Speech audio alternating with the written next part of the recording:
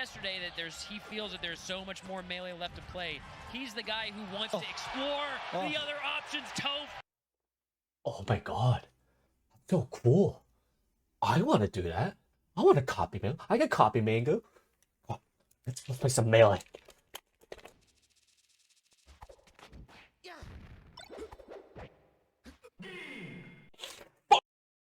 Five reasons you can't copy a top player's neutral game. People think that learning neutral game in Melee is akin to learning chess. You learn your positions, it's mostly cerebral, and if you simply think about counterplay hard enough, especially in friendlies, you'll figure it out and you'll win. No. Just no. To some degree, there are some cerebral elements, but a more apt analogy of what melee neutral game really is like bodybuilding in the gym, then applying basic positions in chess where it takes mechanical effort to frame perfectly move the pieces, and it's blitz chess mode. That's what melee neutral game at its core really is. While there's definitely a lot of complexities to some interactions in Melee, the truth of the matter is that there is a lot of interactions in Melee that are remarkably simple. If you really break down how the very best get most of their interactions, it's really not that complicated. Zane does fair down tilt, Mango does a lot of running shines in there, Jmook does grab and tilts, Cody does full hop and dash dance. Remarkably simple, right? So why is it so goddamn hard to copy if it's supposedly that simple, you know? Why is it that only a select few can do that? What are the factors in play that enable them to succeed? Well, I'm going to outline 5 reasons why you can't copy a top player's neutral game, and hopefully you gain insight on what it takes to improve your neutral game. Reason number 1, speed. This is pretty simple, but a vastly overlooked reason for having a good neutral game. How fast do you hit your shit? Also, this is why Fox so OP. Take Mart's fair down tilt for example. Fair down tilt is pretty good for establishing a zoning wall, but if you do it really slow, it becomes significantly worse. Here's a big difference with the efficiency of fair down tilt. Have you wondered why there's so many Fox players in the top 100? Speed is a big reason as to why.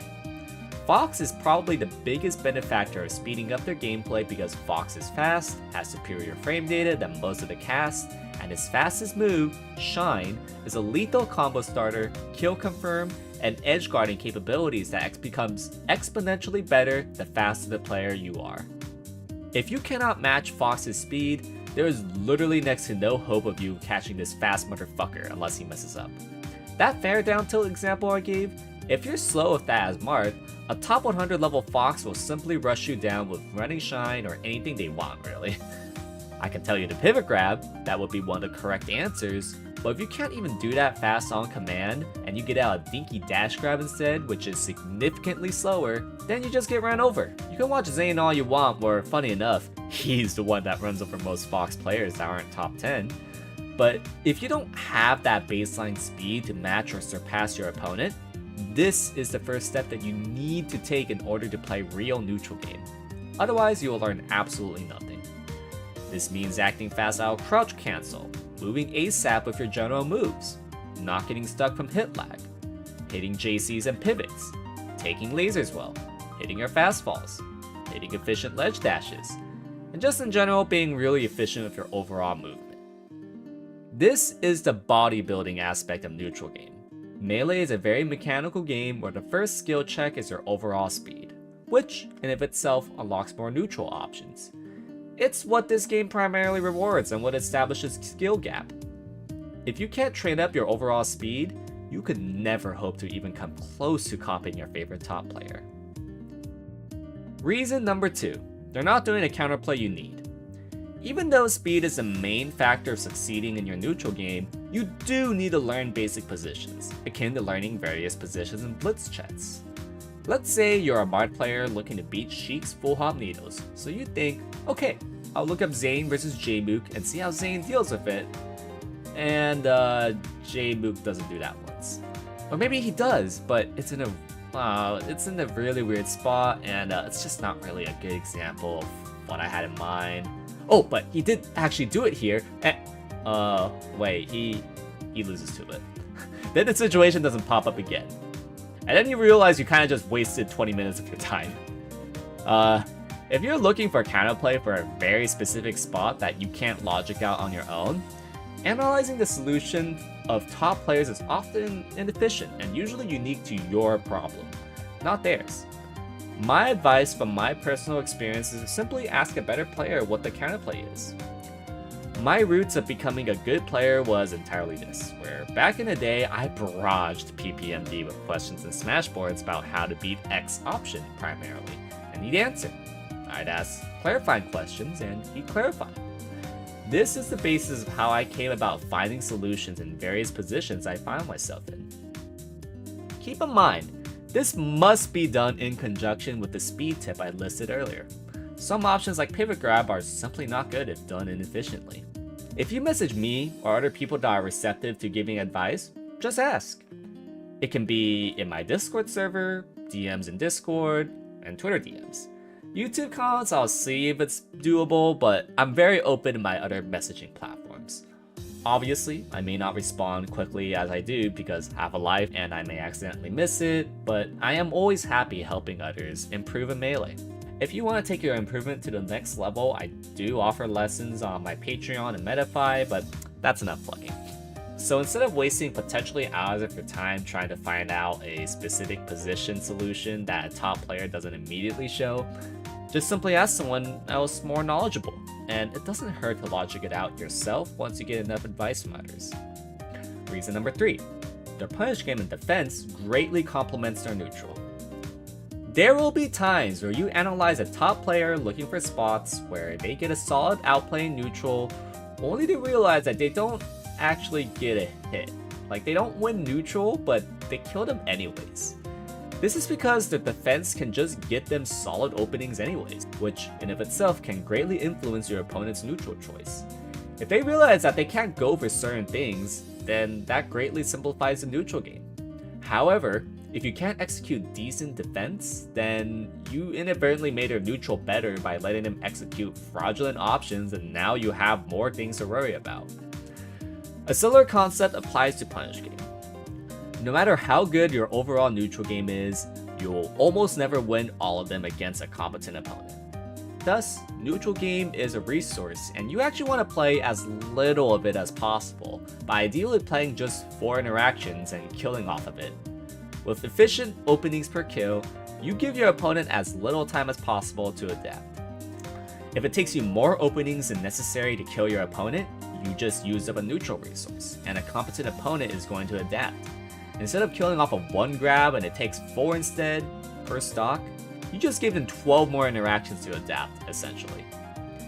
Even Zane will struggle if he gave his opponents enough chances, and you will struggle too if you keep dropping your punishes. If you watch Zane vs Cody Schwab sets, a big indicator of Zane winning or losing is his punish efficiency. If he's not dropping them, he's winning. If he's dropping them, he usually loses, and worse, getting reversaled. Reversals are a product of punish inefficiency and or losing a mix-up. It's a much bigger swing than you think, because if in theory you hit your punish, you'd be up 4 stocks to 3. But when you get reversaled and you get killed off of it, now you're down 3 stocks to 4. In other words, it's a 2 stock swing and is usually a major indicator of how a set will go. Obviously, punishes cannot always be perfectly optimized, as there are mix-ups and variants, but it's important to at least know your guaranteed ones and being able to execute high reward reads to take a stock ideally. Funny enough, the key to winning neutral game is by playing as little neutral as possible that's aided by top tier defense and punish game. Reason number 4, reaction points, threat range, and spacing. Do you think top players just throw out random moves and gamble with RPS? Well, no. They're skill checking with the second layer of what Melee tests, and that's your reaction time, and more importantly, your reaction points.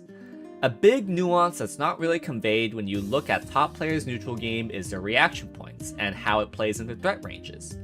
Let's go back to our fair down tilt example, and you really master the speed and efficiency of that sequence. While it's great that you got the first layer, there's another component tested, which is where your opponent is relative to your distance as you execute your sequence. A good timing of when to fair down tilt is by being familiar with your overall range, aka spacing. By dashing and jumping forward, you extend your effective range to catch opponent far away from you. However, the same applies to your opponent as well. Say your opponent is Fox, who is capable of running Shine. Sometimes it's a good idea to play around that range, especially if they've given tells, such as them entering run, and especially if they've done it before. But how do you react to this? The average human reaction time in Melee is 15 frames, which we will move forward with this assumption. Given those reactions, the Melee frame data of Mart's fair and down tilt separately are unreactable, and especially Fox's frame 1 Shine. Any move that you cannot react to feasibly means that the move attached to the character combined with movement is their effective threat range. What does make them seemingly reactable though is your reaction point before the move comes out. If you recall my example earlier, I noted that if Fox enters in a run, it's very likely they'll running Shine, and you could counter that. Even though Shine is a frame 1 move, Fox entering run from their initial dash for more than 15 frames later means that's a feasible reaction. Now, nothing is guaranteeing that Fox has to running Shine. They could just as easily wave dash for full hop as a mix-up, for example. But being able to deduce their options out of run and playing real mix-ups from tells and existing patterns is important for increasing your odds of winning the neutral game, rather than just making random calls that possibly cannot be done. You also must be able to visualize the correct spacing of running Shine. The more you're off, the more likely you give the Fox player more leeway to escape, such as them performing a running Shine and then immediately short hop nair out of that because your pivot grab was misspaced. Thus, it's essential that you have their spacing down as precise as possible. Now let's get to a more complex example of reaction points and my personal opinion of a core reason of what holds back high-level Mart players. You can't react to everything.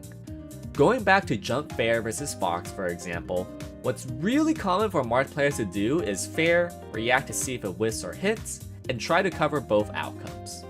However, with how the math plays out with reactions, if you make this a reaction point at the end of fair, if it whiffs, you will waste valuable frames that may enable Fox to either run you over or escape a bad position.